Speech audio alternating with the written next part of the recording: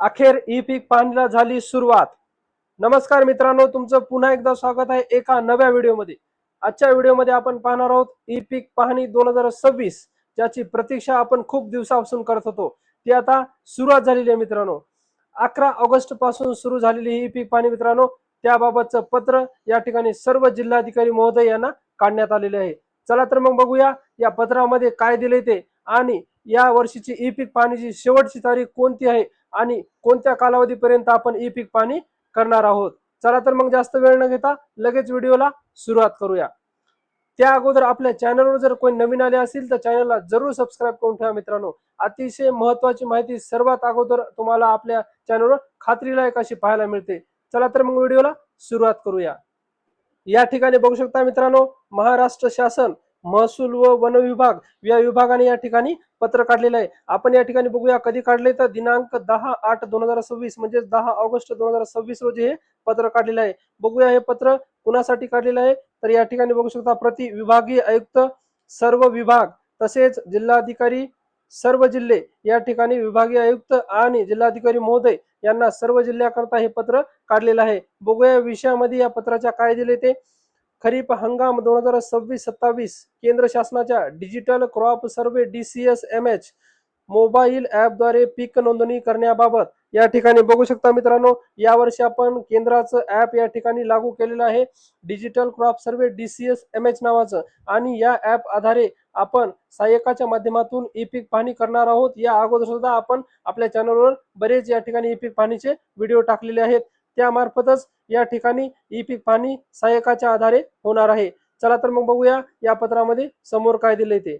या ठिकाणी बघू शकता मित्रांनो, उपरोक्त विषय व संदर्भीय शासन निर्णयाच्या अनुषंगाने खरीप हंगाम 2026-27 पासून केंद्र शासनाच्या डिजिटल क्रॉप सर्व्हे DCSMH म्हणजेच हे केंद्राचं ॲप या ठिकाणी यावर्षी आपण लागू केलेलं आहे। याद्वारेच आपल्याला ई पीक पाहणी करायची आहे। मोबाईल ॲपद्वारे पीक नोंदणी करण्यात येणार आहे। सदर पीक नोंदणीची कारवाई या ठिकाणी ही तारीख लक्षात ठेवा मित्रांनो, अतिशय महत्त्वाची आहे। 11 ऑगस्ट 2026 ते 10 नोव्हेंबर 2026 या कालावधीमध्ये आपल्याला आपल्या खरीप हंगामाची ई पीक पाहणी सहाय्यकाच्या माध्यमातून पूर्ण करून घ्यायची आहे। या कालावधीत पूर्ण करावयाचे आहे। गट क्रमांक, सर्वे क्रमांक निहाय प्रत्यक्ष पिकाची माहिती डिजिटल स्वरूपात संकलित करून क्रॉप रजिस्ट्री अद्ययावत करण्यात येणार आहे। सदर माहितीचा उपयोग या ठिकाणी बघू शकता, सदर माहिती कशा कशा करता उपयोगी पडणार आहे तर कृषी विभागाच्या जे काही विविध योजना असतात त्याच्याकरता।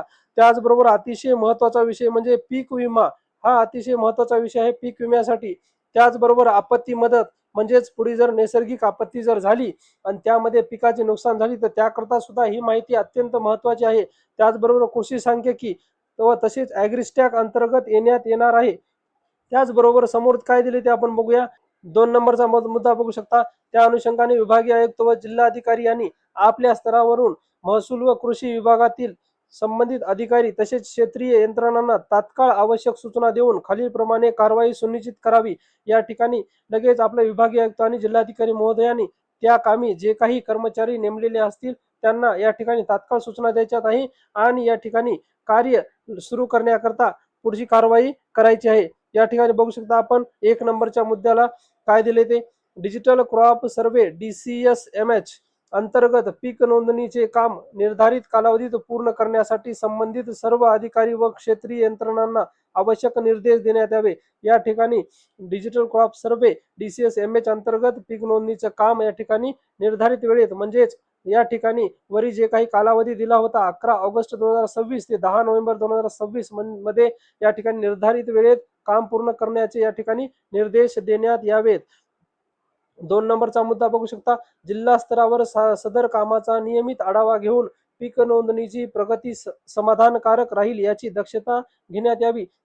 या ठिकाणी बघू शकता मित्रांनो, तिसरा मुद्दा मध्ये काय दिले ते आपण या ठिकाणी बघणार आहोत। महसूल व कृषी विभागातील संबंधित अधिकारी कर्मचाऱ्यांमध्ये आवश्यक समन्वय ठेवून क्षेत्रीय स्तरावरील अडचणीचे तात्काळ निराकरण करण्यात यावे। त्याचबरोबर महसूल आणि कृषी विभागात जे काही अधिकारी कर्मचारी त्या पीक पाहणी कामी या ठिकाणी काम करणार आहेत त्यांच्यामध्ये जर काही अडचणी आल्या तर त्याचं तात्काळ निराकरण या ठिकाणी करायचं आहे। चौथा मुद्दा बघूया, 10 नोव्हेंबर 2026 पर्यंत पीक नोंदणीचे काम 100% पूर्ण होईल याची आवश्यक नियोजन व कारवाई करण्यात यावी। त्याचबरोबर प्रशासनाने या ठिकाणी 10 नोव्हेंबर 2026 पर्यंत 100% पीक पाहणी या ठिकाणी कशा पद्धतीने होईल त्या पद्धतीने या ठिकाणी नियोजन करायचं आहे असे या पत्रामध्ये दिलेलं आहे। या ठिकाणी 5वा मुद्दा बघूया, सदर कामास प्राधान्य देऊन त्याची प्रभावी अंमलबजावणी व नियमित संनियंत्रण करण्यात यावे।